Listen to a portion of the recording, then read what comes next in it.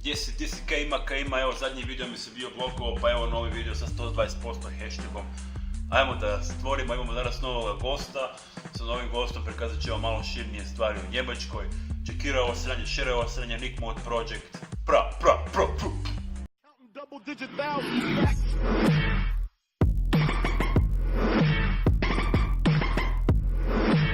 Još jednom respekt, pra, 120% hashtag.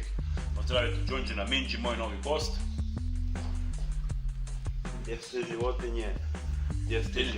Kaj ima ljudi, ono je životinje. Daj nam malo recite nešto o sebi. Pa, dobar dan svima, ja sam Đonđena Minđi. Hashtag 120%. Vi ste u Njemačkoj sad koliko točno dugo? Pa otprilike 2 godine. Da nam malo opišite vaše doživljaje ovdje. Pa sve je počelo davne 91. Kako to mislite sve je bilo davne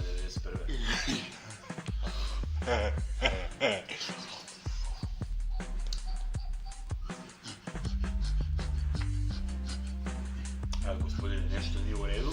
Ne, sve okej. Recite nam, kakvi su ljudi u Njemačkoj? Visoki. Kolika vam je bila plaća i doprinosi u Njemačkoj? A bila je plaća, razumijete, ali sada primam cash direktno iz geta. Dajde malo objasnite. Pisati treba ugovor za stalno, no međutim, ispalo je tu neka drugačija slika pa su me nekantali van. Ali sada je sve u redu sa vam. Naravno, mislim, ako me ne bi bilo ono kad imaš premija sa zavoda za zapošljavanje 1600 eura. I što i kako postižete željene rezultate tog ostvarivog novca u Njemačkoj. Prvo radite ko konj, 10-11 sati dnevno. 6 dana tjedno. Sa jednim slobodnim danom. To moramo regrutirati. Nakon otkaza zbraja vam se posto. Ne recite, da li ste žalostni zbog? Pa naravno da nisam žalostan jer netko ko se budi rano ujutro zaraditi cca 200 eura, buraz, imam tu besplatnu lovu, a nisam ništa radio. A koji su vam danji ciljevi u životu?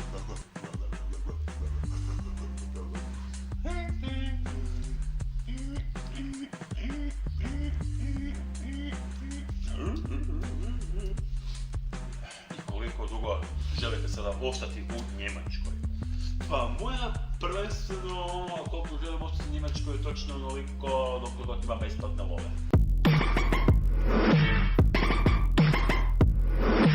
Evo još jedan vlog je vani, imali smo danas novog gosta Đonđena Minđi, respekt a.k.a. Sveti Nikola a.k.a. hashtag 120%. Bacaj taj hashtag, dobrodošli. Hvala svima i dobrodošli. Hvala svima i dobrodošli novi pretplatnici, stari pretplatnici još bolje došli. Čekiraj na Facebooku, čekiraj na Instagramu, zadnji video mi bio blokan, Nick Mode Project, radimo novi video.